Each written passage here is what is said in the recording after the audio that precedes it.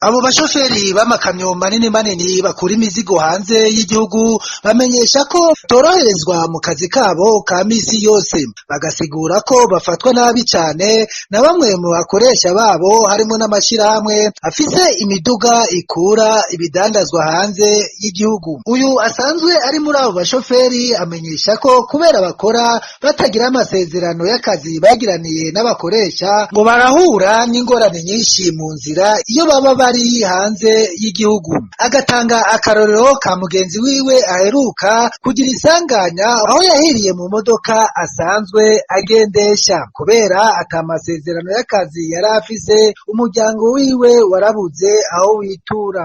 Nk'ubu hariho akarorero ndoba kuko hariho umushoferi yakorera isosiyete yitwa Interpetrol yakoze agisida agongana n'iyindi modoka imugonze, imodoka irasha. Uyu mushoferi yanga yitwa Ndayiziga Pascal, umuntu w'Ikarusi. Ko nk'uyu yagize agisida nta kintu na kimwe ashobora kumureba kuko ku modoka ntaba yari yanditsweho nk'umushoferi ngo bamushyire muri liste y'abantu baba bari kuri assurance.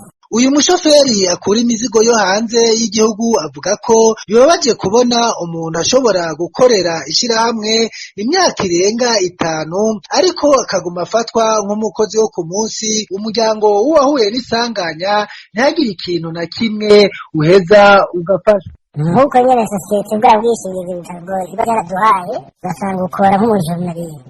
Wibaza rero nk'umuryango wiwe barabuze uwo muntu ntagire ikintu na kimwe sosiyete ishobora kumufasha cyangwa assurance ishobora kumufasha. Abana ni hamwe baca baja mu biro babuze ikintu kibafasha, kandi umuntu yakorera sosiyete nk'iyo ugasanga nta masezerano yari afitanye n'iyo sosiyete ayikoreye imyaka irenga kuri 5-6. Abo badereva b'amakamyo basaba ingorane bahura nazo mu kazi zokwigwa kugira batunganirizwe babone gukora bagononokewe. Abo bashoferi baranashira ahabona kandi ingorane bagira mu gihe bamaze imisi myinshi mu nzira, amafaranga y'impamba bari batekerewe akabaherana. Tukaba tuzobigarukako mu makuru yacu yo hanyuma.